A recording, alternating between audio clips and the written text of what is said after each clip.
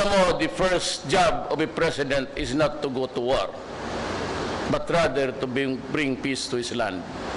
So even before I was already proclaimed, but before assumption of office, I was busy going around Mindanao and talking to a lot of people to bring about peace in our land. My job is to bring peace. My job is to talk to the enemies of the state, to the Communist Party of the Philippines, to the MILF, and to the men, and see if I could make a difference in our lives. Alam mo, hindi ko sinali ang Abu Sayyaf neither dito o sa criminal campaign natin, because the Abu Sayyaf is closely connected with the issue of Mindanao. Originally, mga tao sila ito ng MN, pati mga anak na yung MN ngayon, pati MI.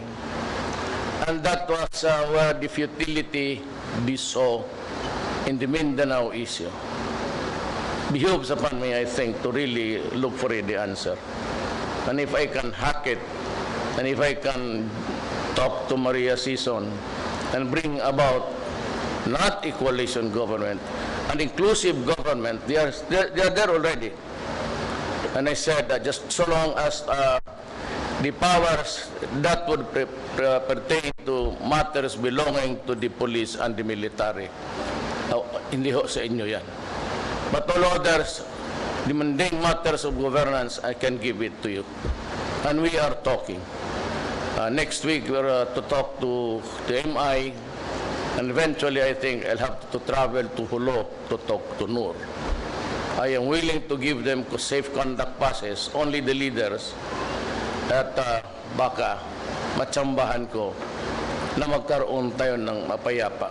And if that happens, really, I can retire happy, and I can look back and say that I did my duty in nation building. It is not a war to be fought forever. We cannot fight forever. We might have the weapons, the armaments, and the bullets, but the mortars. But does that not make a nation? My job is to bring peace. But hand in hand, I must also bring order in my country. Alam mo, sa totoo lang, we can only take so much. I am not warning Abu Sayyaf, but I said there will always be a time for reckoning. When, well, just keep our fingers crossed. And I said we can only swallow so much. We cannot be the whipping boy of a few who want nothing but maybe money and power in their hands.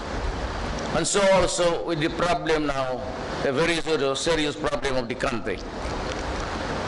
Eh, saan ka nakakita dito ng gobyerno na ang trafficking ng drugs is being controlled inside the Bilibid prison? Sa atin lang. At parang sampal yan ng ilang beses. And how it came about into being is really, well, I would have said, in neglect. Eh, how can it happen na kung mag-inspection ka sa Bilibid, you have to ask permission from the idiots inside? Ay, ako. This is my first day. Magbilang kayo ng araw. Magbilang kayo ng araw. Sa ginagawa ninyo, do not be the solution of it all. May problema dyan, hinihiya ninyo ang gobyerno, sinasampal ninyo kami.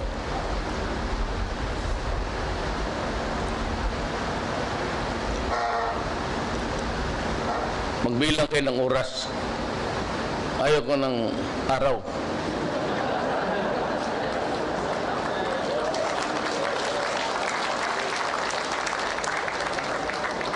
the drugs must be suppressed. It cannot be eliminated. For as long as the greed for money is there, the very corrosive effect of money has had an impact on our society. There are a lot of people, lives destroyed, using it. And no, they were in the rural areas. Now we have reached the hinterlands. And they are getting the carabaos and the pigs and the chickens and the eggs.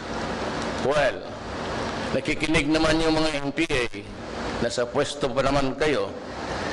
Ano kaya yung korte nito, ang korte ninyo na, I don't know if it's a kangaroo or otherwise, papatay na lang ninyo para mas madali ang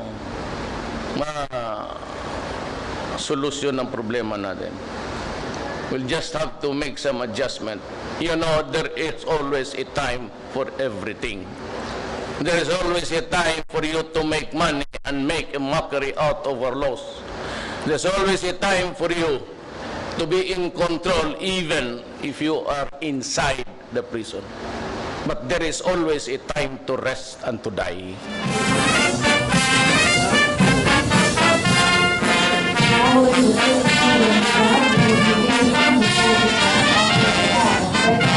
One.